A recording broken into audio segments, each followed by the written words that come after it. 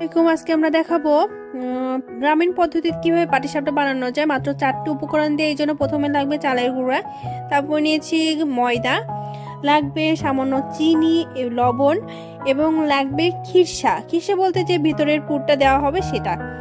এই তো সবগুলো উপকরণ আমি এখানে নিয়ে নিচ্ছি, একটা বড় বলে নিয়ে নিচ্ছি। এখানে আমি 2 কাপ মতো নিয়েছি। আমি একটা নির্দিষ্ট মেজারমেন্ট মানে চায়ের কাপের মতো 2 কাপ নিচ্ছি এখানে চালের গুঁড়া, পরিমাপটা বোঝার জন্য। 1 কাপ নিচ্ছি এখানে হচ্ছে ময়দাটা, যেটা কেনা ময়দা, প্যাকেট ময়দা, সেটা একটু চেলে নিচ্ছি, কারণ ময়দাতে অনেক সময় অনেক মানে বালি বা দলা দলা হয়ে থাকে।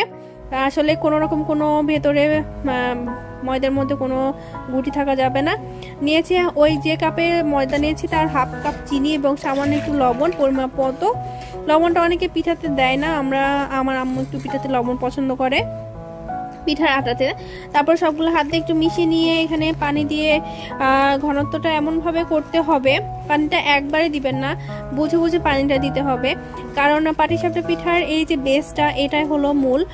কারণ এটা খুব বেশি শক্ত হয়ে গেলে আপনার প্যান থেকে উঠবে না, আবার খুব বেশি নরম হয়ে গেলে সেটাও প্যান থেকে উঠবে না। একটা খুব পাতলা না খুব ঘনও না, একটা মধ্যস্থ একটা ঘনত্বে পিঠাটা রাখতে হবে। আর আমি এখানে ভেতরে পুরটার জন্য নিয়েছি খিরসা। শীতের দিনে প্রত্যেকটা মিষ্টান্ন ভান্ডারে মানে মিষ্টির দোকানে খিরসা পাওয়া যায়।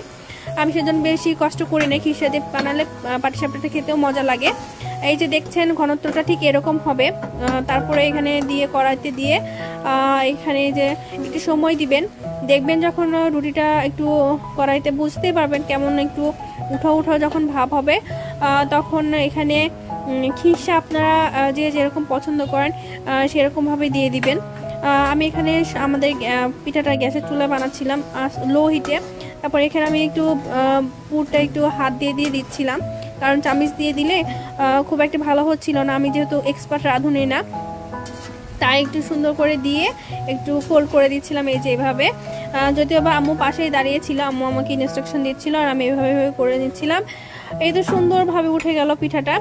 আমি আশা করব আমার টিপসটা ফলো করে সবাই বাসায় একবার হলেও ট্রাই করবেন, কেমন হয়েছে জানাবেন। আর এই হলো আমার পাটিসাপটা। দেখা হবে নেক্সট ভিডিও।